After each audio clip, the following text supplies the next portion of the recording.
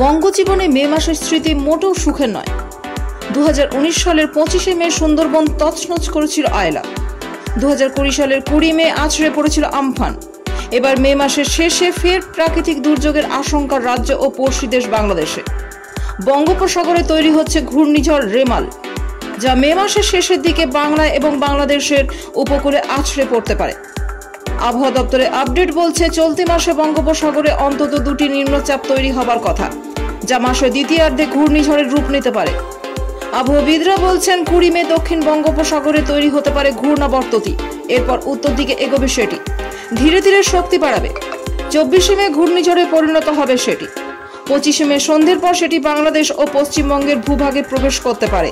তবে সেই ঝড়ের গতিবেগ কতটা থাকবে বা কতটা ক্ষয়ক্ষতি হবে তা এখনো স্পষ্ট নয়।